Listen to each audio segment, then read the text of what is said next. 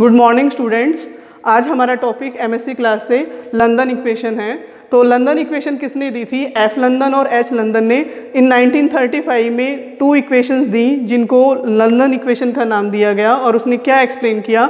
मिजरर effect को और flux penetration का, जो कि थिन लेयर सरफेस से। तो मिजरर इफेक्ट में हमने प्रीवियस आर्टिकल में क्या किया था कि हमारे पास जो मैग्नेटिक लाइंस थी एक स्पेसिमेन से क्या है वो पास होकर उसके साइड से पास हो जाती थी, उसमें से कोई पेनिट्रेशन नहीं होती थी। यानी कि हमने मिरर इफेक्ट के साथ क्या किया था? Flux exclusion. इट मीन्स क्या है कि जो मैग्नेटिक लाइंस हैं वो हमारे स्पेसिमेन से बाहर से पास आउट हो रही हैं और इनसाइड द स्पेसिमेन हमारे पास क्या था? मैग्नेटिक फील्ड 0 था। तो अब हम क्या है कि हम इसके साथ साथ जो हमारे पास एफ लंदन और एच लंदन ने क्या कहा कि कुछ लाइंस हमारी क्या हैं जो इस स्पेसिमेन से क्या होंगी?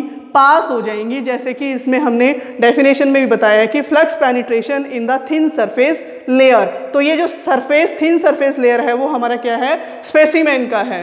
तो इसमें हमारे पास हमने मैक्सवेल इक्वेशंस भी पढ़ी हैं। तो Maxwell equation from the electrodynamics, उसमें भी क्या है हमारे पास एक एक्चुअल अच्छे से एक्सप्लेन नहीं कर पाए हमारे किसके फॉर्म में। तो वहाँ पर लंदन इक्वेशन ने उनको इक्वेशंस को और मॉडिफाई किया कि जिसमें हमारे पास जो इलेक्ट्रॉन्स हैं in the super conductors behave like the normal electrons and the super electron. 2 types के हमारे पास इलेक्ट्रॉन्स उसमें एक्ट करते हैं जिनको हमने नाम दिया नॉर्मल इलेक्ट्रॉन्स का और सुपर इलेक्ट्रॉन्स का। अगर हमारे पास हम टेम्परेचर को इंक्रीज करते हैं तो हमारे पास जो एंट्रोपी है इन द सुपर कंडक्टर उसमें हमारे पास क्या है? कोई इफेक्ट नहीं पड़ता। जैसे कि नॉर्मली अगर हम नॉर्मल स्टेज में अगर हम बात करते हैं तो इलेक्ट्रॉन्स क्या हैं? टेम्परेचर इंक्रीज होने पर हम इलेक्ट्रॉन्स ज़्यादा मूवमेंट में रहते हैं, लेकिन सुपर कंडक्टर स्टेज में हमारे पास जो इलेक्ट्रॉन्स हैं वो कैसे रहते हैं?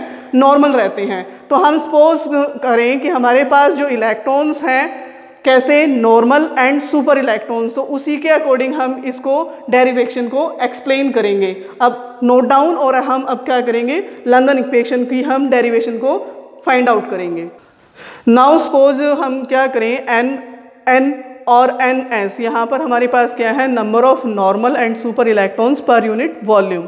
और हमने वी एन और वी एस को क्या लिया है? Velocity of the normal and the super electrons. तो हमारे पास जो टोटल करंट डेंसिटी की अगर हम बात करते हैं तो हम उसको क्या लिखेंगे? That is the sum of the normal current density and the sum of the super electron on current density. तो यहाँ पर हमारे पास जो जे एन यानी कि हमारे पास इसकी वैल्यू क्या है? That is E N S V S plus J S की वैल्यू हमारे पास क्या हो जाएगी? E N S V S. तो यहाँ पर जो हमारे पास ई है वो क्या हमारे पास? चार्ज ऑफ द इलेक्ट्रॉन्स हैं।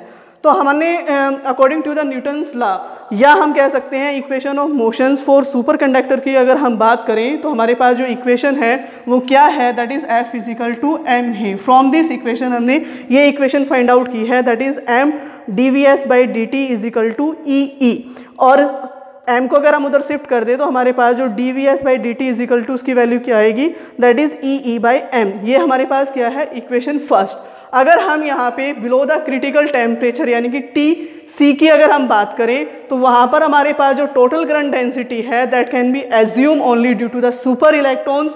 तो हमारे पास जो नॉर्मल करंट डेंसिटी है वो कैसी होगी? Very small below the critical temperature. So therefore हम नॉर्मली क्या है? सुपर कंडक्टर वाला वैल्यू ले लेंगे। जो हमारे पास सुपर कंडक्टर के लिए करंट डेंसिटी क्या है? That is E N S V S. तो यहाँ से हम इसका क्या लेंगे? डिफ्रेंसिएशन कर दें तो डिफ्रेंसिएशन में हमारे पास क्या है? D J S D T is equal to E N S V D V S by D T. ये हमारे पास क्या होगी? Equation second. Now put the value of इसकी value D V by D T की value from equation first से हम equation second में पुट कर देंगे तो हमारे पास क्या आ जाएगा? D J S by D T is equal to E square N S E by M. ये इक्वेशन थर्ड है। तो हम इस इक्वेशन को क्या नाम देंगे? That is the first London equation. Note this points. Now according to the first London equation, steady current may be set up in the absence of the electric field. So because we put the E is equal to 0 in equation third, then the equation is dJs dt is equal to 0। अगर हम इसको integrate करते हैं तो integration करने के बाद हमारे पास क्या आएगा? Js is equal to constant value. तो electric field is not required to set up the current due to the super conductors. तो normal current density is given by the relation, हमारे पास क्या है, J N is equal to sigma N E is equal to, तो हम यहाँ पे sigma N की वैल्यू क्या पुट कर सकते हैं, that is N N E square tau upon में एम ई। तो यहाँ पर ये जो इक्वेशन है वो क्या शो कर रही है, electric field is necessary to set up a steady current if E is equal to 0, that means Jn becomes is 0, unlike the superconducting state. Now taking the curl on both side of equation third, हम equation जो third है उसका हम क्या कर लें, curl both side कर लें, तो वहाँ से क्या है, del cross D J S by D T is equal to E square N S M del cross E. तो ये हमारे पास इक्वेशन क्या होगी, fourth equation. But from the Maxwell equation से हमारे पास क्या है, del cross E is equal to minus curly B by curly T. तो इक्वेशन फोर्थ हमारे पास क्या हो जाएगी, that is del, it means हम यहाँ पर इसकी वैल्यू ये पुट कर देंगे, तो हमारे पास क्या होगा, del cross D J S by D T is equal to minus E square N S by M curly by curly T. अगर हम इसका इंटीग्रेशन करते हैं तो इंटीग्रेशन करने पर हमारे पास क्या होगा, इसकी वैल्यू सिंपली जे एस रह जाएगी, it means del cross J S is equal to minus E square by N S by M. और अगर हम करली बाई करली टी का करेंगे तो यहाँ से b माइनस का b नोट, अगर हम b नोट की वैल्यू 0 पुट करते हैं तो हमारे पास इक्वेशन क्या हो जाएगी, del cross j is equal to minus E square N S M B. तो ये जो हमारे पास जो इक्वेशन आई है वो हमारे पास क्या है, that is the second London equations. तो यहाँ से अगर हम फर्स्ट लंदन इक्वेशन और सेकंड लंदन इक्वेशन को अगर हम कंबाइन करते हैं तो वो हमारे पास, हम उसको क्या नाम देंगे, लंदन इक्वेशन। ये हमारा आज का टॉपिक था, note down this, thank you.